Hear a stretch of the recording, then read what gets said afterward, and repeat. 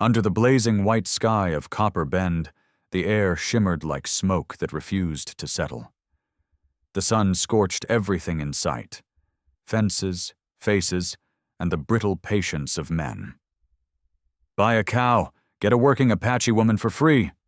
Clyde Barker's voice cut through the heat, coarse and loud enough to stir laughter from the crowd. Dust swirled with every stomp of boots and every creak of wagon wheels. At the center of it all stood a wagon, and beside it, the woman. She looked as if she'd walked through hell and hadn't quite made it back. Apache. Mid-20s. Bare feet cut and caked with dirt. Her torn deerskin dress clung to her shoulders only because she kept one hand pressed against her chest to hold it up.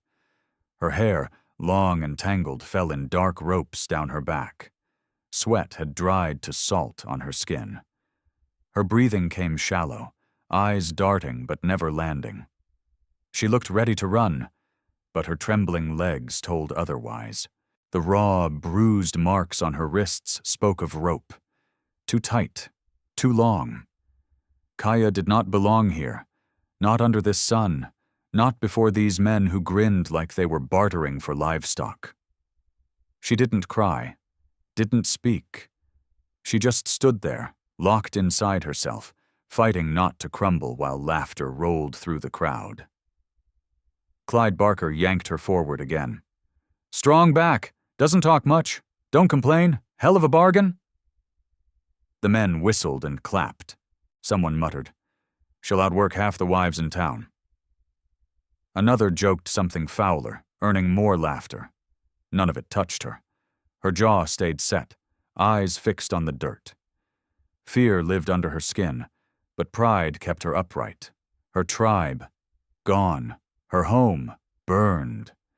No one left to come for her, just one instinct left: survive long enough to get free. Then, through the noise, one man stood still. Wade Langston. Tall, broad-shouldered, a shadow under his hat brim. His sleeves were rolled, his arms marked with old scars. He had come into Copper Bend only for nails, salt, and a sack of grain. Nothing more. The folks around knew him as the quiet one, a rancher who didn't drink, didn't gamble, and didn't stomach cruelty. Out on his land, a single grave sat beneath a cottonwood. Nobody asked about it anymore. When his eyes found the woman beside that wagon, something shifted. He'd seen that look before. On battlefields, in burned-out homes, in the faces of those who had already lost everything. It wasn't weakness. It was a will to keep breathing when nothing was left to breathe for. He stepped forward. "I'll take her," Wade said, voice steady as a hammer strike. The laughter stopped. Heads turned. Clyde Barker blinked. "You want the cow too? It's a set deal." "No," Wade said. "Just her." A murmur rippled through the crowd. Then silver clinked on the rail. Real money. Enough to end the argument. Greed won out. Clyde took the coins and stepped back. Kaya didn't move. Her heart pounded hard enough to shake her ribs. Was this another sale? Another man's claim? Wade didn't reach for her. Didn't touch her. He simply nodded once. "You're coming with me." Not a command. Not a kindness. Just a truth. The trader shoved her forward, and she stumbled. Wade caught her arm, firm but not rough, steadying her before letting go at once. That small gesture hit deeper than he knew. Men didn't let go once they grabbed. Someone from the crowd hollered, "You gonna break her in, Langston?" Wade turned, eyes flat and cold as river stone. The man shut up fast. Wade wasn't one for talk, but when he looked at you that way, even drunks remembered their manners. He lifted Kaya onto his horse. She hesitated, shaking, then climbed up, clutching at the saddle horn as he mounted behind. The crowd watched them ride out of Copper Bend, one cowboy, one broken woman, and a silence that followed them like judgment. Dust rose behind the hooves, fading into the heat. Kaya sat stiff, gripping the torn edge of her dress. Wade guided the horse steady, not glancing her way. She waited for him to speak, to name a price, to make a demand. But he said nothing. That silence unsettled her more than shouting ever could. By the time the sun began to dip, the outline of his cabin came into view. Small, weathered, and built by hand. A well, a shed, a fence. No luxury, but honest land. The kind that might still hold safety if such a thing existed. Wade dismounted and offered his hand. She looked at it warily, then took it, bracing herself. His touch was rough but careful, as if he knew how easily broken things could be. Inside, the cabin smelled of smoke and old stew. One bed, one chair, tools hung neatly on the wall, everything in its place. No sign of another soul. No warmth left except the firelight beginning to fade. He set bread on the table and poured water. "Eat," he said. "Rest. No one's going to touch you here." Kaya's vision blurred. She blinked hard, refusing to cry. She sat, shaking, tore a piece of bread, and ate like someone afraid it might be taken back. Wade leaned against the doorway, eyes low, arms crossed. He didn't stare at her, didn't ask, didn't explain. "My name's Wade Langston," he said quietly. She swallowed. "Kaya." He nodded once. "You're safe now. We'll figure the rest later." For the first time in a long while, she let herself believe him. Just a little. The wind sighed outside, brushing the grassland. Inside, the silence wasn't cruel anymore. It was the kind that meant something was beginning. A single bed stood against the wall, neatly made, a table beside it, and tools hanging in careful order. A worn chair waited by the stove. Everything inside spoke of a life stripped to what was needed. No comfort, but no chaos either. There were no women's things, no second pair of boots, no shouting ghosts left in these walls. Wade Langston set a loaf of bread on the table and poured her a tin cup of water. "Eat," he said quietly. "Rest. No one's going to touch you here." Kaya's vision blurred for a moment. Not from dizziness, but from the flood of everything she'd been holding back. Relief, suspicion, fear. All tangled so tightly she couldn't tell them apart. Her knees nearly buckled as she sat. She ate in small, trembling bites, like a wild thing expecting the food to be snatched away.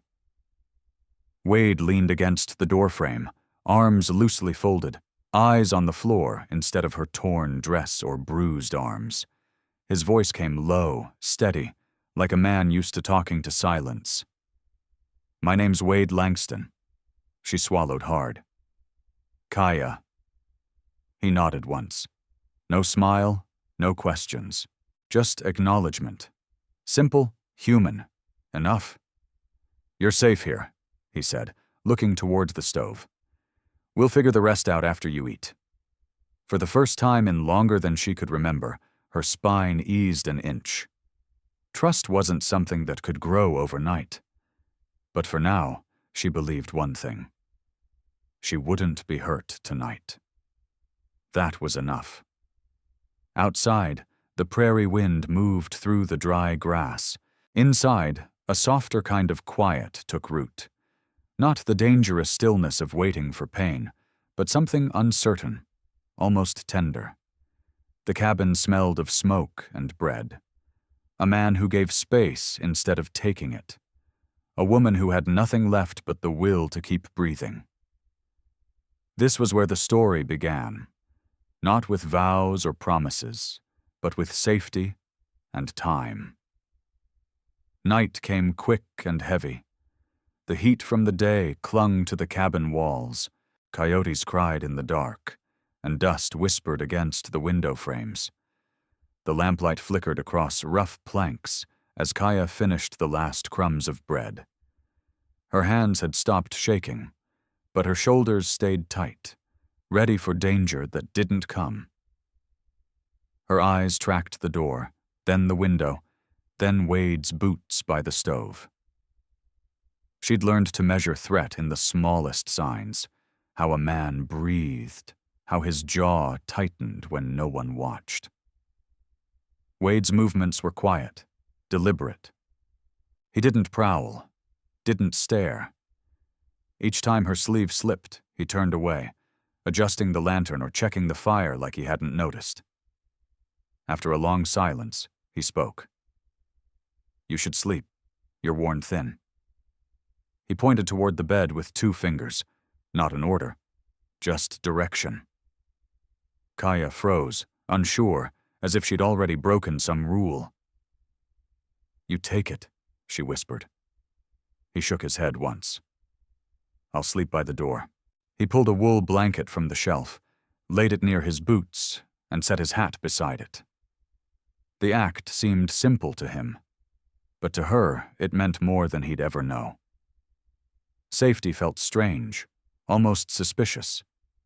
Before lying down, he spoke again, his voice quieter now. "I didn't bring you here to work for me. No one traded you to me. You're not owned." Kaya's throat tightened. Her breath caught, but her shoulders lowered a little. "Then why?" she asked softly. No accusation, just raw confusion. "You need it out of there," he said after a pause. "I've seen that look before. Men, women, soldiers, doesn't matter. It never ends good." He didn't have to name it. She knew what he meant. Desperation, dread, the waiting for the next blow. She studied him, searching for deceit, but his voice didn't shake, didn't sweeten to trick her. It was just steady. Wade lay down near the door, boots off, blanket pulled to his chest. He left a wide stretch of space between them. She watched him for a long time before standing. Adjusting her torn dress, she held it at the shoulder, fingers gripping tight as though the fabric were her last defense. She moved toward the bed slowly, testing the idea of comfort like a wild animal testing a trap. She lay on top of the quilt, not beneath it, curled tight, hands near her face in old habit. Survival never really slept. Wade heard her breathing even out, though tension still hummed beneath it. He closed his eyes but didn't sleep. Years of war had taught him how to rest without peace. The lantern dimmed. The wind scraped along the prairie outside. Then Kaya's voice broke the silence, quiet but steady. "My people.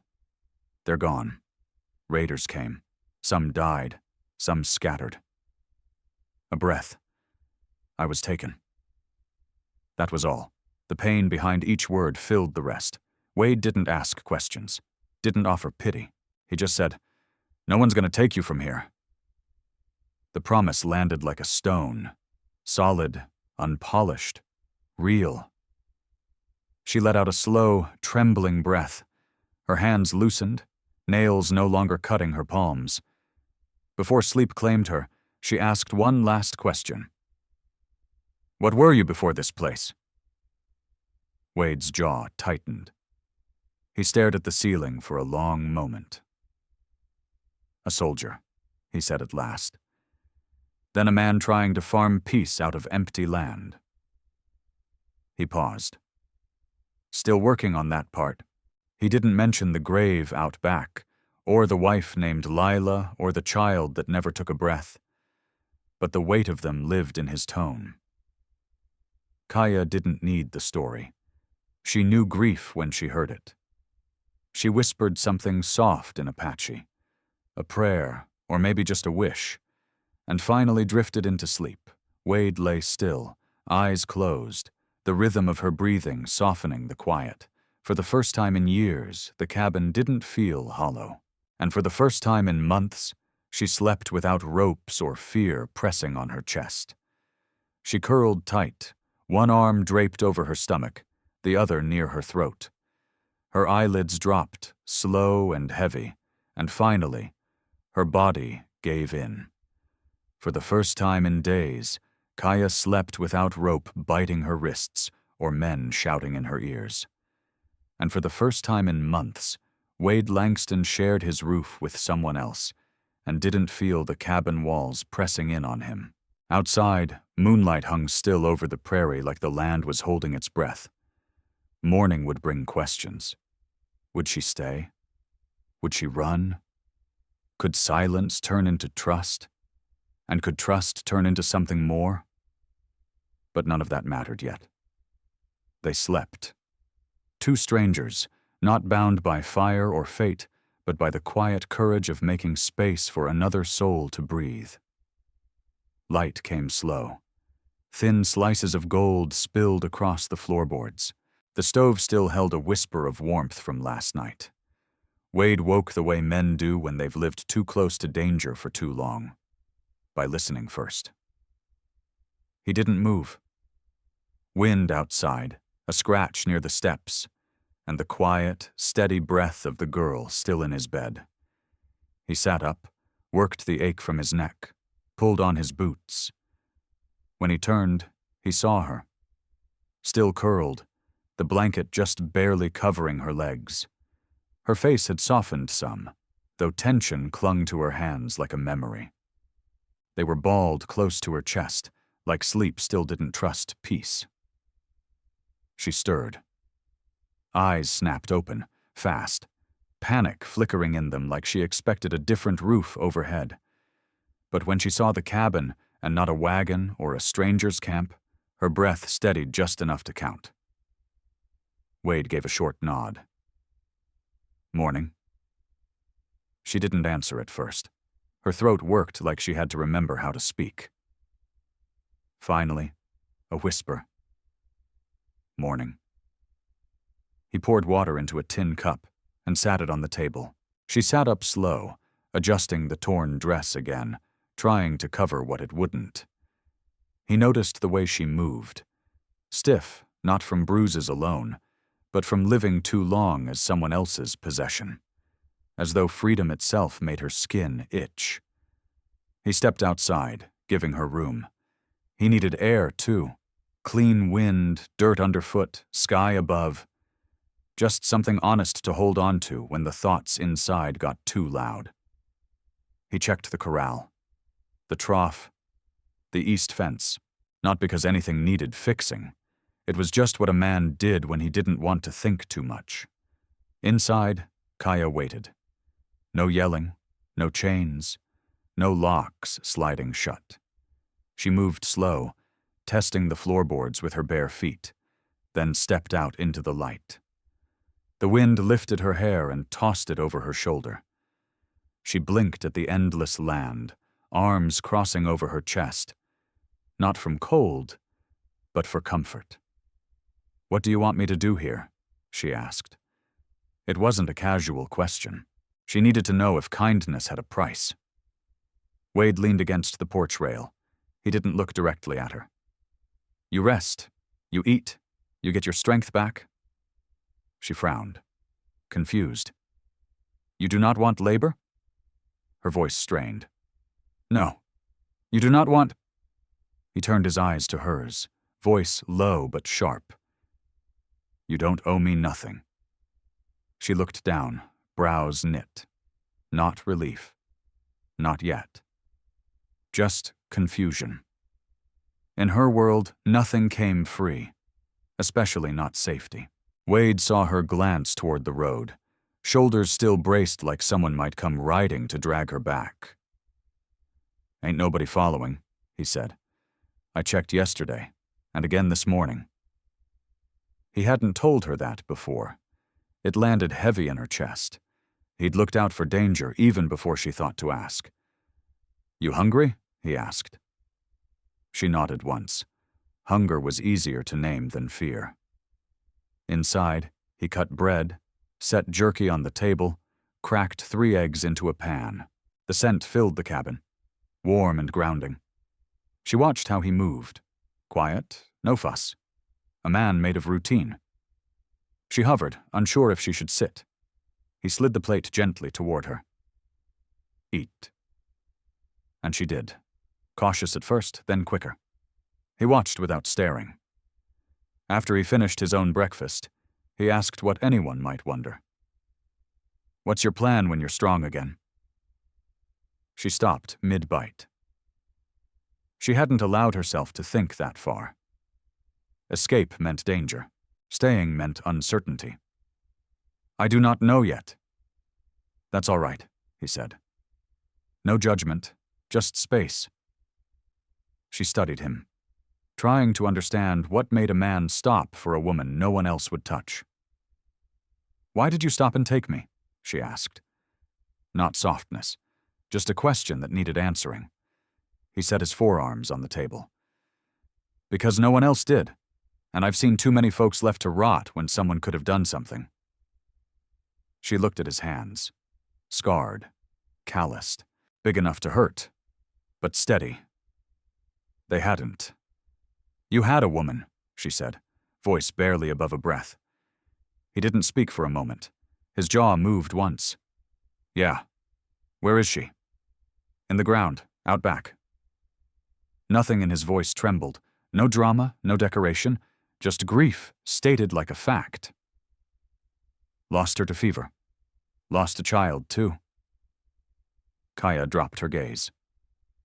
"I'm sorry." He nodded once, not to invite pity, just to acknowledge it. They finished eating in silence, but it wasn't cold silence. It was the kind that let people hold their own pain without needing to explain it. After cleaning up, Wade reached for his coat. "Gonna check the north fence." She looked at the open door. No chains, no guard. She could run. But her legs remembered hitting dirt. Her ribs remembered boots. Her wrists remembered rope. "I will stay," she said softly. He nodded once, and walked out into the morning. Her ribs remembered the stomp of boots. Her hands remembered snatching food she wasn't supposed to touch, and the bruises that followed. She wasn't ready to face that kind of world again. Not alone. "I will stay," Kaya said. Wade didn't flinch, just nodded, like he already knew. He stepped outside, crossing the yard in long, steady strides. She stood at the doorway, watching. Part of her expected him to glance back. He didn't. And somehow, that settled her more than if he had. That kind of trust wasn't small. It meant he didn't expect betrayal. Kaya lingered at the threshold, fingers still clutching the torn edge of her dress, eyes sweeping across the vast, sunlit land. It looked endless. It also looked honest. This place didn't pretend to be gentler than it was. She stepped back inside. She didn't know what she was here. Guest, burden, stranger. But she knew what she wasn't. She wasn't someone's property. Not today. And for the first time in a long time, that truth belonged to her alone. The road ahead? Still dust-choked and full of thorns. But this morning, this one morning, she wasn't just surviving minute by minute. And that felt like something close to freedom. By mid-morning, the sun was warming the roof and drawing dust from the yard with each of Wade's steps. He came back from the fence line, boots crunching dry earth, and caught a glimpse of Kaya through the open door before she noticed him. She was sweeping in the corner near the stove, using a bundle of cedar twigs he usually kept for fire starting. Her movements were hesitant at first, like she wasn't sure she had permission to touch anything in the house. But after a while, she found a rhythm. Her shoulders eased just a bit. When she finally heard him step in, she turned fast, tensing. Then she saw it was him, and that tight coil in her spine loosened. Not gone, but softening. "You don't have to do that," Wade said, brushing his hands off as he stepped through the doorway. "I know," she replied. Her voice was low, steady. "I want to." She spoke English like someone who had been taught young, but hadn't used it in a while. Each word careful, weighed before it left her lips. Not broken, just deliberate. Anyone who'd listened to her before might have thought she didn't understand much. Now it was clear. She understood plenty. Wade gave her a nod. He didn't argue. Pride came in a lot of shapes. Sweeping wasn't submission when it came from choice. She didn't need charity. She needed purpose. He removed his hat and sat at the table. She glanced at the sweat darkening his collar, the streaks of dirt on his forearms. Working land out here didn't leave much room for idleness. She looked toward the bucket near the door. "There's no bath here?" she asked. "Creek's 1/2 mile east," he said. "You can use it. No one comes that way." She hesitated. Water meant relief, but traveling alone still felt risky. She didn't say it, but he read it anyway. He reached up to a shelf, grabbed a clean cloth and a rough bar of lye soap. "You can wash inside," he said, setting them down. "There's warm water on the stove." Kaya blinked. It surprised her, not just the offer, but the fact that he thought of it without being asked. Washing indoors felt like a kind of safety she'd forgotten existed. She nodded. He didn't linger. Wade stepped back outside, giving her the space without words. That boundary, unspoken, settled something inside her deeper than permission ever could. While she set the basin and poured warm water, Wade chopped firewood nearby, his thoughts already drifting to town. If word got out he had an Apache woman living here, tongues would wag. Some would call her dangerous. Others would assume worse. He didn't care what they thought. But he knew out here, trouble didn't need much fuel. A whisper was enough. He'd deal with it when it came. Inside, Kaya washed.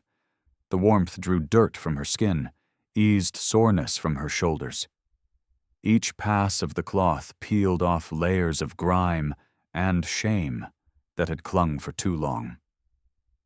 At first she scrubbed hard, like she needed to prove something. Then slower, when weariness reminded her to be kind to herself. Her dress clung, wet and torn. She looked down at it. Not out of vanity. Survival. "I cannot stay in rags," she murmured. She didn't expect him to give her anything. She'd never expected kindness from men. But clothes meant warmth, dignity, readiness to move. When she stepped onto the porch, her skin was clean, her hair damp. She crossed her arms out of habit, not shame. Wade was stacking wood by the fence. When he heard the door, he turned, not staring, just checking she was okay.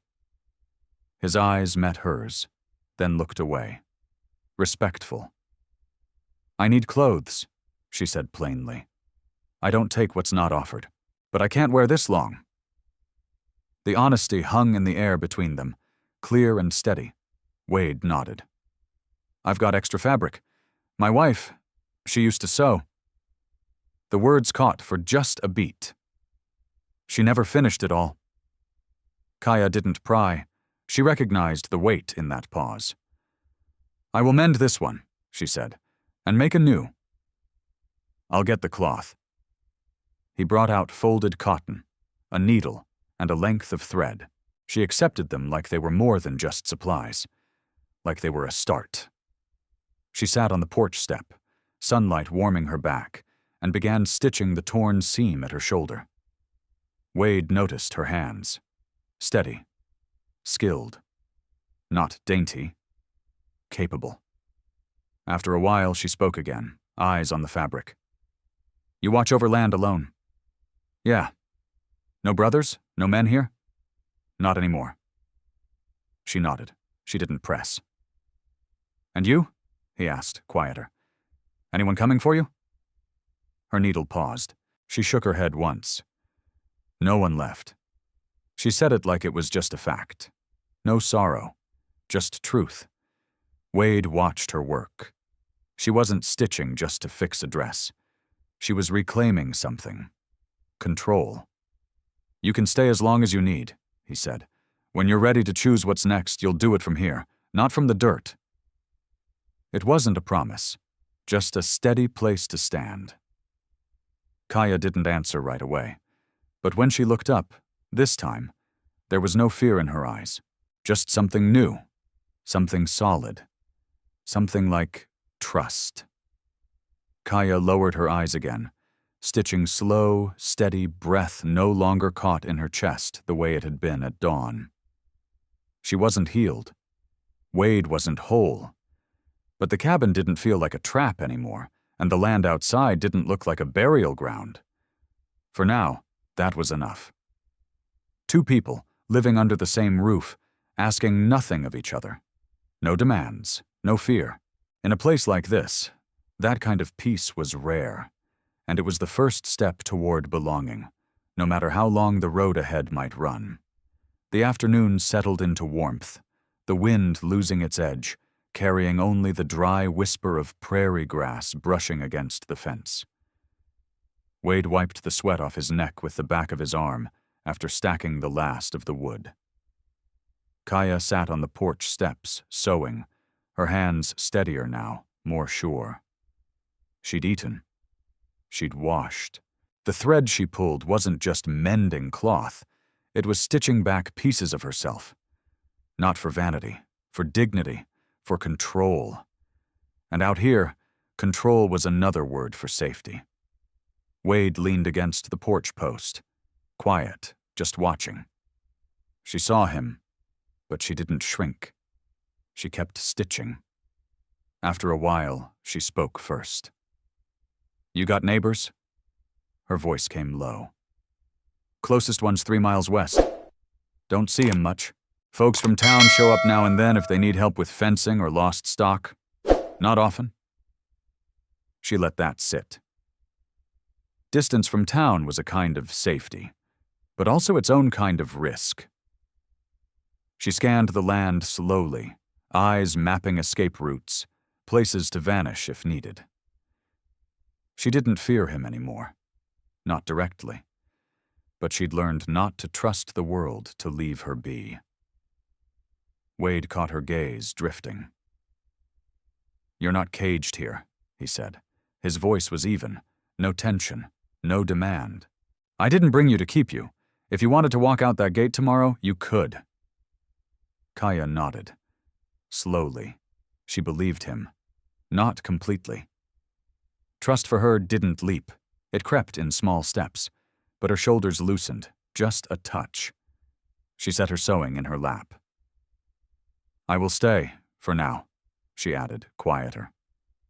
"Running alone again, not wise yet." He didn't press. Whatever she'd run from, beyond raiders, was hers to share if and when she chose. Wade respected that. He had his own locked doors. After a few minutes, he stepped inside and came back holding a folded cloth and a tin. "Salve," he said, setting them beside her. "For your wrists." She paused. Her wrists still ached every time she flexed them, but she didn't want sympathy. Still, she took the tin and dabbed the balm onto her skin carefully. "Thank you." He gave a nod and sat on the top step. Not too close, not too far. The silence between them didn't feel hollow. It felt balanced. After a time, the question that had been hanging in the air made its way out. Kaya looked at him. "Why do townsfolk laugh? About you, taking me?" Wade didn't blink. "They think any woman alone must have been taken for a reason, and a man alone must be looking to fill something missing." His jaw twitched just slightly. "They don't see past what they're used to." She tilted her head. "And what are you used to?" "The land. Work. Quiet." He stared out at the prairie. Came back from the war needing space. Didn't think I'd ever share it with anyone again. Kaya let the silence hold. Not to make it awkward, but because some truths didn't need to be padded. He didn't dress up his grief, and she didn't trample it. Her needle began moving again, and the sound of thread pulling through cloth became the rhythm of peace. A soft cluck sounded from behind the woodpile, and she looked up. "You keep animals?" "Just chickens now. Sold the cattle last fall. Needed to get through the winter." She nodded. That made sense. Survival first, pride second. That she understood well. She finished the seam and held the dress up to check her work. Tight stitching. Wouldn't come apart again without a fight. Wade cleared his throat. "I could take you to town tomorrow. Get proper clothes, supplies." Her head snapped up. The fear in her face was sharp, fast. "No." The word came out harder than she meant. "Town not safe. Too many eyes." Wade raised a hand, just a little. Not in defense, just understanding. "All right. You don't go till you're ready." She looked away, ashamed of how fast fear still gripped her. He didn't push. Instead, he offered something else. "Then I'll ride in. Bring back what you need." She swallowed hard. That offer gave her a breath of relief, but it also tasted of dependence. Her pride flared, even while her heart eased. Finally, she nodded. "I commend. So, I cook. Help you here. I will not sit all day." He studied her for a beat. That wasn't about chores. It was about standing up again. "You can help," he said gently. "When you want. But no one here keeps score." Her breath steadied. Even the idea of freedom was a shock to her bones. They worked the rest of the day separately, but not apart. He split kindling. She kept sewing. Cleaned again. This time her movements were quicker, more confident, like she knew what belonged to her hands now. When she reached for a pot on the high shelf, her dress slipped at the shoulder again. She caught it fast, cheeks burning. Wade didn't turn, just kept his eyes on the doorframe and said, "I've got extra shirts. You can wear one till yours is done." She paused. A man's shirt. "It's cloth," he replied. "Better than wrestling that thing all day." She weighed the offer in her hands like it meant something. It did. She turned slightly and pulled the shirt over her shoulders. It hung loose, wide at the chest, and sleeves rolled at the cuffs, but it covered her. She exhaled, deeper than before. "Better," he said. "Yes," she agreed, and she meant it. Evening light spilled across the prairie, low and golden, the sun easing down behind the ridge. They ate by lamplight, stew, simple and warm. She took careful bites. He ate quiet, like a man who'd long grown used to silence at supper. When the bowls were empty, Wade stood and dusted off his hands. "You'll sleep in the bed again," he said. "I'll take the floor." This time, Kaya didn't argue. She only whispered, "Good night, Wade." He dipped his head. "Night, Kaya." He lay near the door, blanket pulled up, listening to her soft, even breathing. The cabin didn't feel empty anymore. Not overrun either, just lived in. She wasn't a threat, and not a ghost either.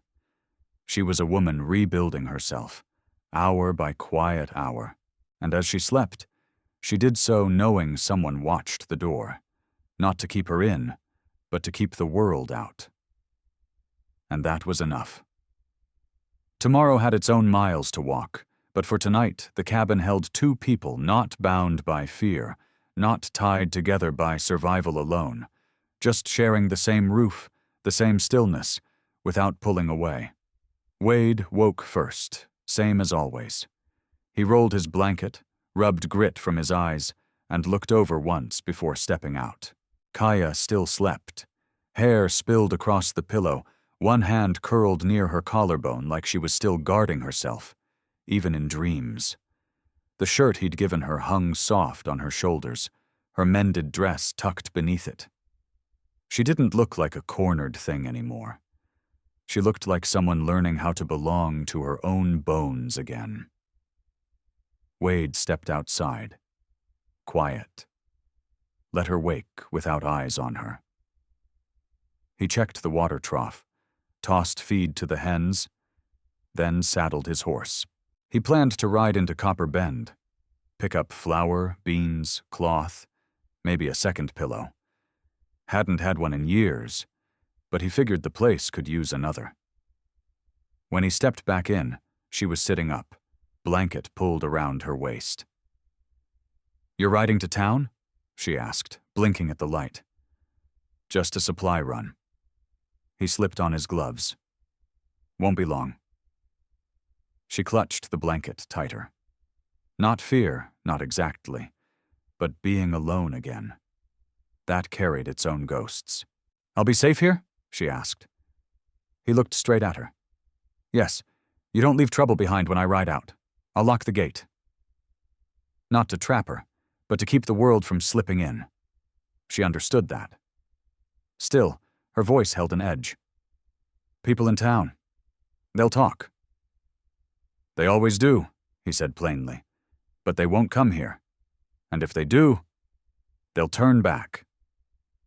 Not a threat. Just truth. She nodded. But in her eyes sat the harder question.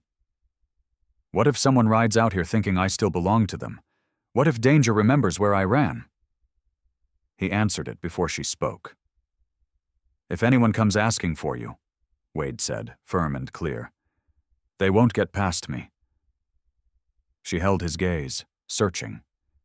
He didn't blink. Wade stepped out, swung into the saddle and rode toward the ridge. Kaya watched from the porch, not blinking until he was gone.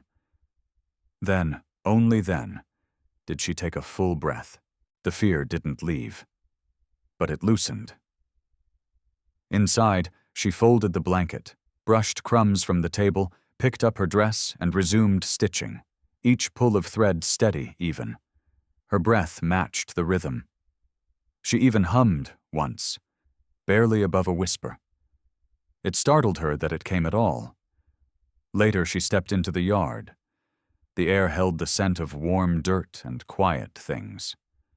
She walked the fence, fingers brushing the rails, not to test for traps, but to measure the edges of freedom.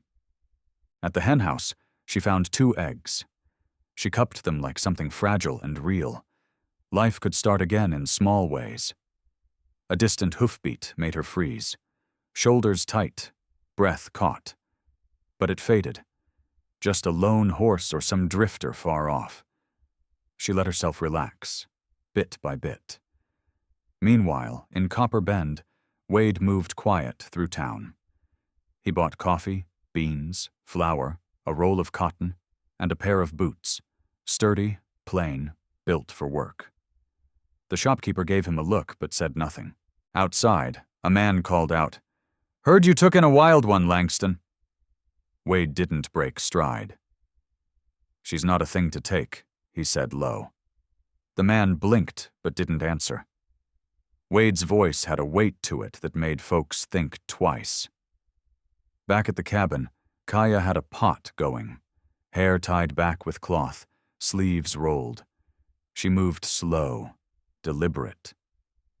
Normal things still felt foreign after the world she'd come from. She stepped outside for water and saw a rabbit near the woodpile. It stared at her.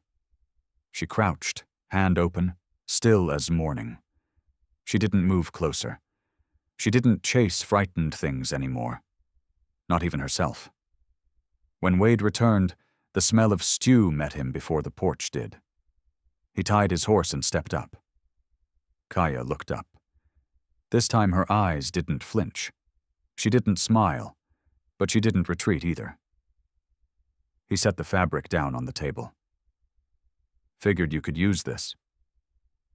She drew in a breath. No dramatics, just quiet surprise.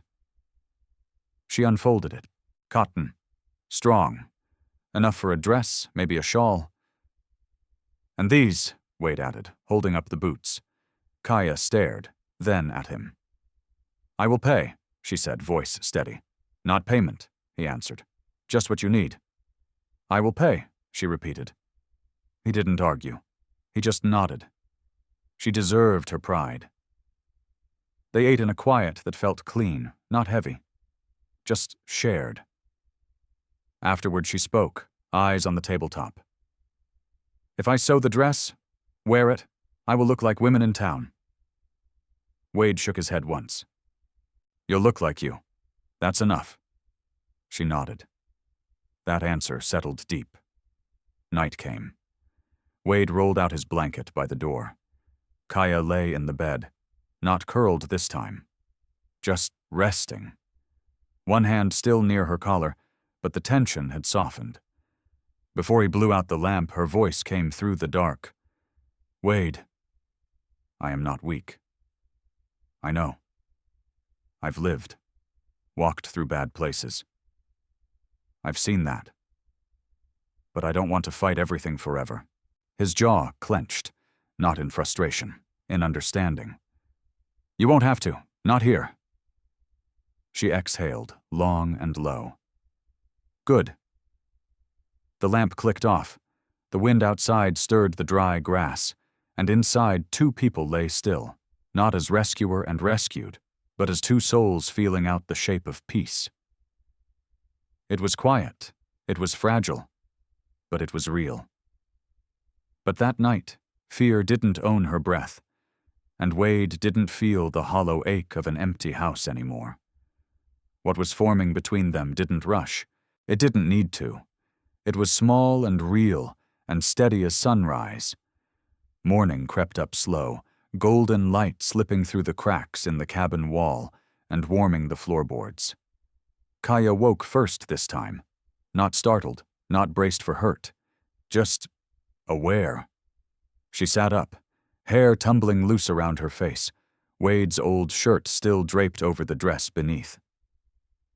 She glanced to the door. Wade was already there, boots on, hat resting in his lap, watching the horizon through the window like he always expected trouble to ride from it. When she stirred, he looked back. Sleep all right? He asked. Yes. Her voice didn't shake this time. He gave a single nod. She noticed the change in him, something less guarded in his shoulders, something that didn't pull tight when she moved nearby. He stood, pulled his boots snug. Fence needs checking again. Creek line, too. I want to come, Kaya said. He paused, not doubting her, just knowing how rough the land could be. It's a long walk. I've walked farther, she said, calm as a sunrise. He didn't argue, just grabbed an extra canteen and handed it over. Stay close. She tied her hair back and followed him out into the crisp air, the earth waking beneath their steps. She moved slower, sure, but steady. Her eyes kept scanning, not in fear, but from instinct. Wade matched her pace without a word. At the fence line, she watched him brace a loose post, muscles flexing beneath his shirt. She helped hold the wire without being told. When it snapped taut, she didn't flinch.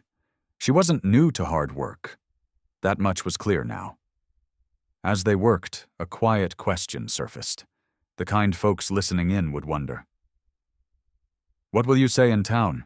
She asked. If they ask who I am? He didn't look up, just kept checking the wire tension. That you're here, he said, because you chose to be. And if they don't like it, they don't get a vote. His voice didn't rise, didn't need to. She looked at him and nodded. Just once. And something in her shoulders settled, stronger, steadier. Down by the creek she crouched and touched the water. Cold, clear. She drank from cupped hands while Wade filled both canteens. The land stretched out open and clean, nothing pressing in. You were a soldier, she said, But now you live alone." "Got used to quiet," he replied. "Hard to sit in noise after what I've seen." "And you don't want a new family?" He didn't meet her eyes. Didn't figure there was room for one. She took that in, not offended, not hoping, just listening. She dipped her cloth in the stream, wiped her wrists where the salve had softened the pain overnight. "And you?" he asked. "If you could walk anywhere right now, where would you go?" Kaya looked towards the hills, the sky that didn't lean heavy anymore. "I used to want to run. Now, I just want to breathe. Then I'll decide." "That's fair." They walked back slower, her legs tired near the end, and she didn't hide it. Wade shortened his stride without comment. Back at the cabin, she stirred beans in the pot. He sat near the door, mending a harness strap. The smell of stew filled the room. Comfort, not charity. She glanced over her shoulder. "If trouble comes," she said low, "I won't hide behind you." He looked up, steady. "I know, but you don't have to stand alone here." She held that in her chest like heat off a fire. It wasn't love, not yet.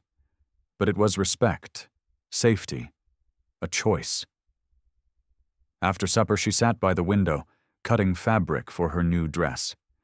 The sunlight lit her hands. Outside, Wade shaved with slow, clean strokes. Two people moving through routines. Not forced, not spoken. Just happening. But a question rose, quiet and sharp, the kind that sticks in the corners of a story. "If someone comes from town," she said, "and says I don't belong here?" Wade met her gaze from the doorway. "They'll leave disappointed." "And if they come angry?" "Then they'll leave hurt." She stared at him a long moment, then bent back over her stitching, slower now, but steadier. The rest of the day passed quiet. No shouts, no panic, just the rhythm of small labors and steady trust. Evening settled. Wade lit the lamp. Kaya folded her sewing. He looked toward the bed, but didn't move yet. She waited till her voice could hold. "Wade Langston, I'm not running tonight." He nodded, slow. "Didn't think you were." She lay down, not curled up this time, just resting, palms easy by her ribs. He took the floor near the door again, but the space between them felt smaller. Not because of distance, but understanding. The land stayed hushed outside. Inside, no one felt like they were bracing for the worst. For once, the night didn't feel borrowed. It felt like it might belong to them, too.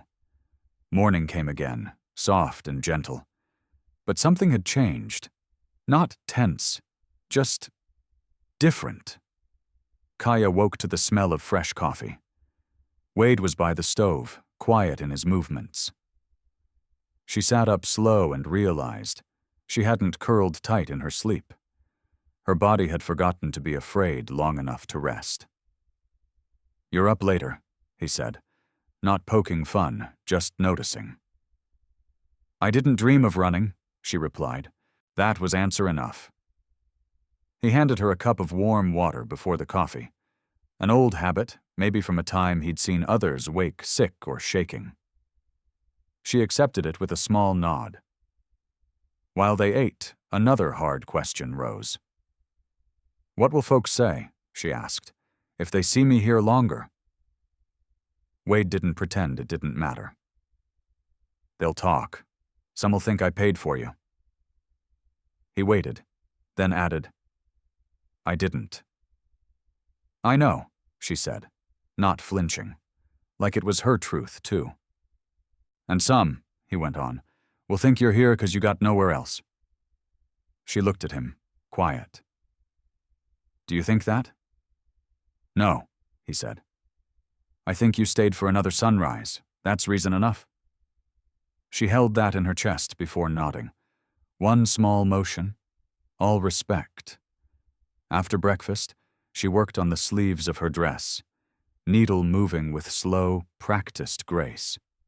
Wade stepped outside to check the smokehouse. The day stayed calm, until a sound in the distance broke it, the steady drum of hooves rolling in from far off. Kaya froze, needle hovering mid-air. Wade stilled too, head tilting toward the sound outside. A rider approached, not fast, not sneaking, just steady. Kaya stepped quietly to the far corner of the cabin, not crouching, not fleeing, just watching, coiled and ready. A familiar voice rang out. "Langston." It was Jed Flint, the old cattleman from west of the ridge. A widower. Moved slow, talked long. Never meant harm. Wade glanced back at Kaya. "Ain't no need to hide," he murmured. She stayed in place, but her shoulders eased some. Wade stepped out. "Morning, Jed." Jed swung down from his horse, wiping sweat from his neck with a rag. "Fence is sagging out by West Creek again. Figured you'd want to know." He leaned in slightly. "Heard folks talking about the girl." Wade didn't blink. "Not sure what you heard, but she's here. That's true." Jed's eyes shifted toward the window. He caught the shape of her behind the curtain. Kaya didn't move. Her stare was steady, not pleading, not fearful, just watching. Jed tipped his hat. "Ma'am?" She gave a small nod. Didn't speak. That was enough. He looked back at Wade. "Town's stirring up the usual nonsense. Thought I'd ride out before someone else gets it in their head to come calling." "Let 'em talk," Wade said flatly. Jed nodded. "Ain't worried about you.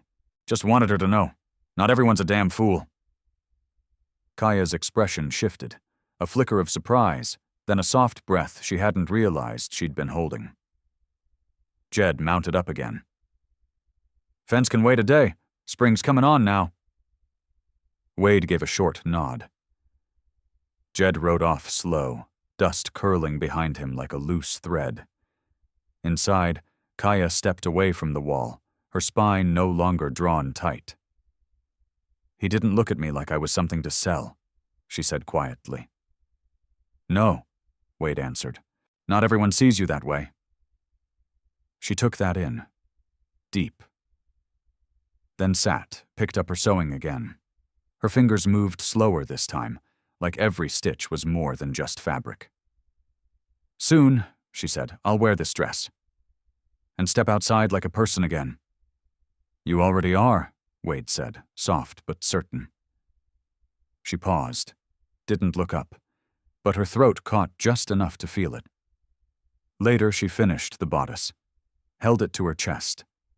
The shape fit her frame, fit something deeper too.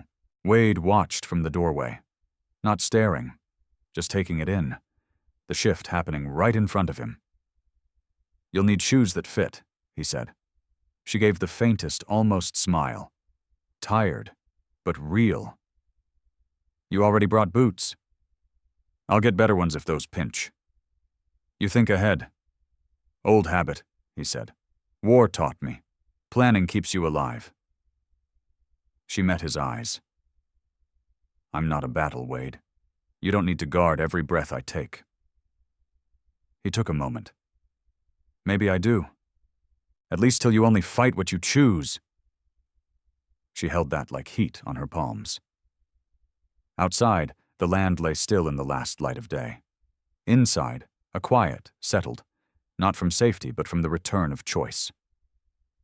That night she folded her cloth with care, turned to him. "Wade Langston," she said, like tasting the right to speak first. "Tomorrow I try on the dress." "I'll be here," he said. "You think it'll fit?" "It will," he said. "You made it strong." She lay down. Not curled, just resting. Wade took his usual place by the door, but the space between them didn't feel like distance. It felt like something being honored. Sleep came easy. Coyotes cried somewhere beyond the ridge, but the cabin held still. shaped by two lives no longer running, slowly tying threads into something shared. Morning broke clear and gold. Kaya woke smooth, breath quiet, shoulders loose.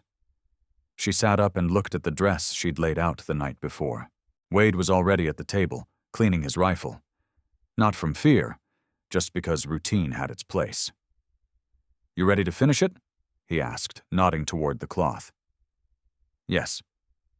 No tremble, no doubt. Her fingers pulled thread through fabric.